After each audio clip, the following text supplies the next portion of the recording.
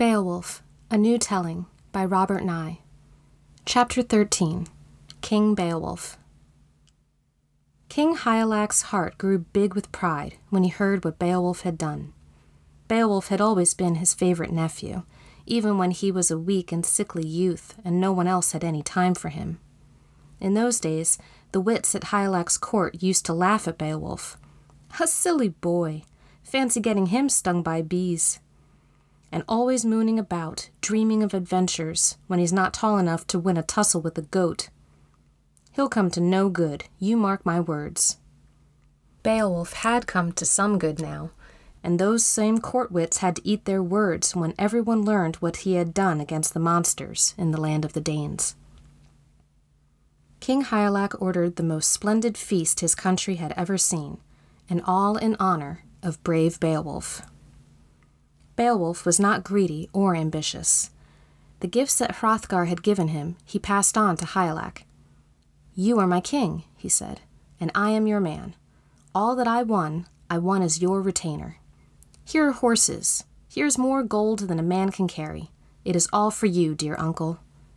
He hesitated. Then he unbuckled the golden collar from about his neck, the Brisingamen collar that Queen Wealhtheow had given him. He held it up in the torchlight. It shone like a star cluster. "And this," said Beowulf, "I would give to you, dear aunt." Beowulf's aunt, Hyalac's young wife, was Hygd, the daughter of Heoreth. Queen Hygd was beautiful and wise, with a creamy brow and poppies in her cheeks. She took the collar gladly and thanked him for it. Hygelac was so pleased and impressed by his nephew's courtesy that he granted to him as much land as he could cover in a day's ride on the white horse with the black mane. The mare flew over stone and stream and meadow, and by that sundown Beowulf was master of a greater estate in the land of the Geats than anyone save the king himself. The only gift that Beowulf kept was the golden ring Queen Wealhtheow had put on his finger after the slaying of Grendel. He could not bring himself to part with this. A few years passed in peace. Beowulf lived quietly, doing country things. He took to the keeping of bees, and most days would see him tending his tawny hives in the sun. The bees never stung him. They were big bees, too, armed with a kind of venom that could kill, if one was unfortunate enough to be attacked by the whole swarm. But Beowulf had a way with them, and the bees seemed to love him. Sometimes he would dust his cheeks with pollen and sprawl in the sun, and the bees used to come humming and crawl all over his face, so that anyone seeing him would swear he was wearing a mask of gold and black. He drank wine from a silver cup, never got drunk, and was very happy. Then the peace was broken. The land of the Geats was invaded by the Frisians. The Frisians were fierce and cunning.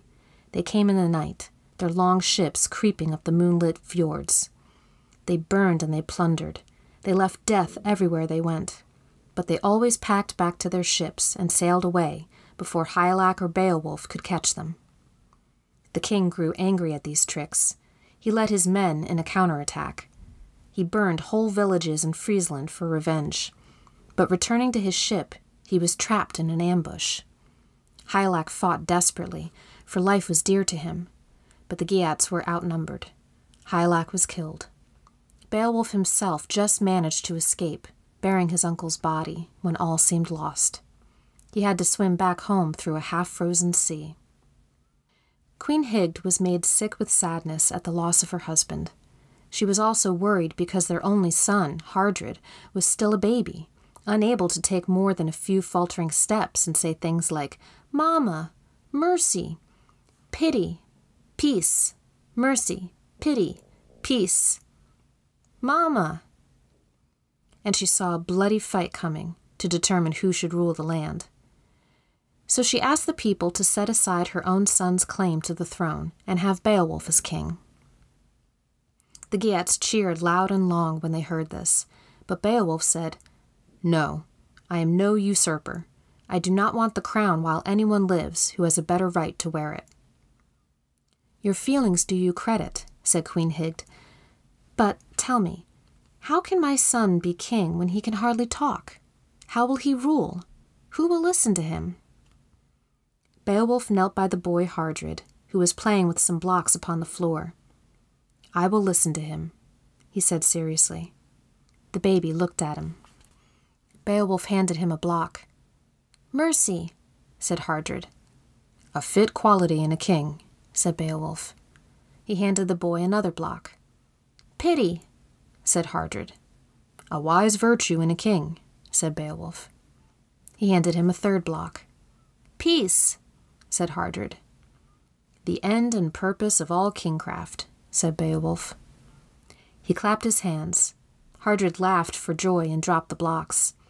Beowulf lifted him in his arms and set him on his shield. Then he raised both, shield and baby, above his head. "Long live Hardred!" he cried. "Long live any monarch who learns to speak of mercy, pity, and peace while still in his mother's arms. People, behold your king. Beowulf will uphold and protect him as long as he lives." Hardred grew up to rule as a good king should.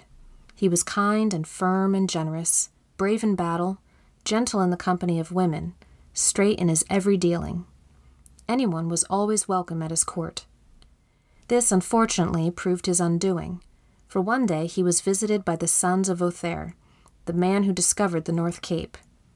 They had quarreled with their father and rebelled against their uncle Onela, king of Sweden. They wanted asylum. Hardred took pity on the two young men, doomed to wander the face of the earth because of a family feud. He said they could stay at his court for as long as they wished. Their names were Eanmund and Eadgils, and they showed themselves genuinely grateful to Hardred for this hospitality. But when King Onela heard that his rebellious nephews had obtained sanctuary in Hardred's land, he flew into a rage. He tore out his beard and rolled on the ground in his fury. Then he took ship at the head of a band of fighting men and set sail for the kingdom of the Geats. Hardred was killed by Onela's axe in the bitter battle that followed. Eanmund was killed too, and Eadgils fled away, but King Onela was reluctant to meet Beowulf face to face in mortal combat, and anyway he had achieved what he had set out to do, so he withdrew while things were still going well for him. After the battle, before the smoke had died from Hardred's funeral pyre, the Geats sent again to Beowulf, asking him if he would be king. This time, he said yes.